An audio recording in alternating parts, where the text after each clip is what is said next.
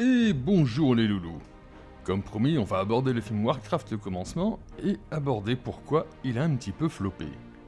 Alors pourquoi un peu ?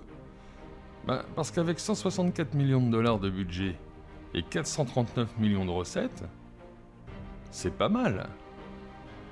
Mais seulement 10% des recettes sur le sol US, et malgré les bons chiffres, c'est le score américain qui compte puisque c'est celui qui intéresse les investisseurs. Autre particularité, plus de 60% des recettes ne viennent que d'un seul pays, la Chine. Donc budget remboursé, mais on va avoir du mal à refourguer des jouets Warcraft dans un Happy Meal. Également, un succès en Chine ne garantit pas que dans le cas d'une suite, le film soit autorisé à être diffusé là-bas. Mais Warcraft le commencement est surtout un film qui est plein de malentendus. Et on va commencer par le premier. Ça s'appelle Warcraft le commencement et pas World of Warcraft le commencement. Et déjà c'est un problème. Les fans de World of Warcraft ne connaissent pas tous l'histoire de Warcraft. Souvenez-vous qu'avant l'extension La colère du roi Lich, j'avais dû faire une vidéo explicative pour raconter l'histoire d'Arthas, parce que c'était des événements qui s'étaient passés avant World of Warcraft, qui reste une suite des événements des jeux Warcraft. Le film est-il bon ? Ça dépend pour qui. Je dirais que oui, il est bon, mais pas fou. C'est pas le Seigneur des Anneaux. Il y a plein de bonnes choses dedans, et aussi quelques défauts. Duncan Jones connaît le monde de Warcraft, et ça se voit, malgré certains raccourcis inévitables que les puristes ne manqueront pas de relever. Par contre, ceux qui découvrent voulaient un film d'heroic fantasy, et de ce côté-là, le contrat est rempli.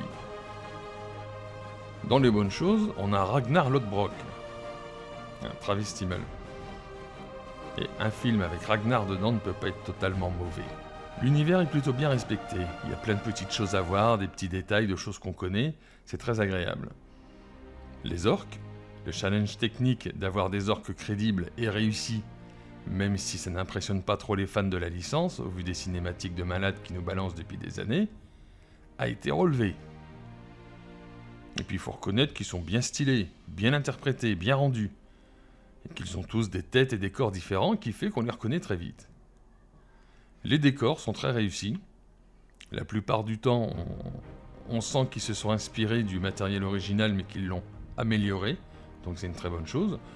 Et puis il y a un scénario plutôt clair, on n'est pas perdu malgré quelques entorses. D'une manière générale, le film est correct, agréable, mais pas exceptionnel. Et puis il y a la musique, qui est une composition originale, mais on sent bien l'ambiance Warcraft et World of Warcraft. C'est pas une daube, mais c'est pas un truc absolument génial non plus. Pour les défauts, il y a trop de personnages et certains mériteraient d'être approfondis. Alors, est-ce que ça a été fait et que ça a été coupé au montage ? On ne sait pas. La bataille finale fait cheap par endroits. Par moments aussi, le film souffre d'un problème de rythme. Notamment dans la bataille finale, puisque se taper une discute en pleine bataille au milieu des orques énervés, non. Désolé, mais non. Alors, qu'est-ce qui s'est mal passé ? Pour les fans de World of Warcraft, les choses sont un peu différentes. Ils connaissent bien le monde, mais pas tous les personnages. Et le problème, on le voit précisément ici. Regardez ce petit, il est mignon, il a une bonne bouille, un beau sourire, c'est un petit bout. Sauf que ce petit bout, c'est Variant. Pour les joueurs, Variant, c'est ça. Et plus que ça, puisque il est mort, et que c'est désormais son fils qui a repris la boutique. Alors voir un petit Variant et un bébé Thrall, oui, parce que ça c'est Thrall, alors que le Thrall qu'on connaît, c'est plutôt comme ça. Bref, ça nous va pas du tout. D'autant que beaucoup espéraient un film autour d'Arthas, qui bien que mort depuis près de 15 ans est toujours aussi populaire. Rappelez-vous qu'Henri Cavill avait affolé le net en se faisant un petit cosplay d'Arthas, et beaucoup ont rêvé de voir ce film exister un jour. Donc, aller voir un film Warcraft sans retrouver les personnages qu'on connaît, c'est pas la meilleure façon de faire. Mais le titre n'a pas menti. Ceux qui l'ont compris n'y sont pas allés. Il est évident que ce film se devait de poser les bases pour des suites. Mais ce ne sera pas le cas. Même si actuellement on reparle de refaire un film à Warcraft. Et puis il y a cette troisième voie dont on n'a jamais parlé. Les fans de World of Warcraft avaient une autre façon de voir un film Warcraft. Un film full CGI, une cinématique de haute qualité de 2 heures. Beaucoup auraient aimé ça. Ça aurait eu ses avantages. L'idée n'était pas mauvaise, mais le film aurait coûté sûrement très cher ou aurait été trop court. Un dernier point intéressant, seuls 15% des joueurs jouent des humains. Seuls 5% des joueurs jouent des orques. Et le film tourne autour de ces deux races. Les autres ne sont pas représentés ou très peu. Ce qui n'est pas forcément une mauvaise chose parce que la race la plus jouée c'est Gnome. On n'en voit pas un seul. Et je vis bien avec cette idée. Bref, à force de vouloir parler à tout le monde, le film ne contente personne et n'arrive pas à trouver son public. Bien sûr qu'il était nécessaire de poser les bases, mais dans la mesure où ce n'est pas le moment le plus intéressant, il aurait fallu le rendre beaucoup plus divertissant pour s'assurer une suite. Et pourtant, malgré ses défauts, j'aime bien ce film. Et j'ai encore du plaisir à le revoir.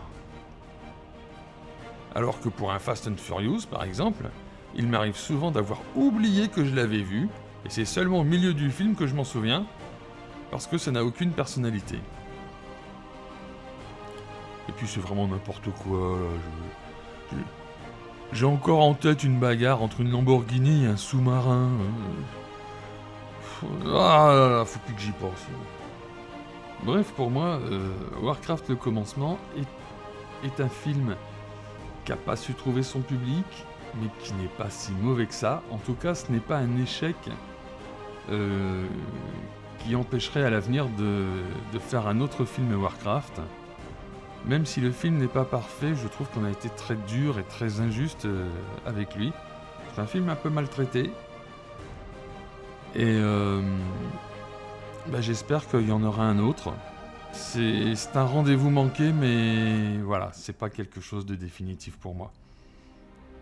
Je vous rappelle que l'adaptation de jeux vidéo, c'est quand même un secteur assez compliqué, avec des films qui vont en général de bof à mauvais, voire très médiocre. On peut reparler des Resident Evil, on peut parler de Far Cry, on peut parler de Doom. Pour le moment, on n'a pas réussi à obtenir une bonne adaptation de jeux vidéo, mais je crois qu'on va finir par y arriver. Voilà, c'est tout ce que je pouvais vous dire sur Warcraft le commencement. Commentez, maltraitez-moi, ravagez-moi, critiquez, mais likez et abonnez-vous. Et puis en attendant, on fait bisous. À bientôt.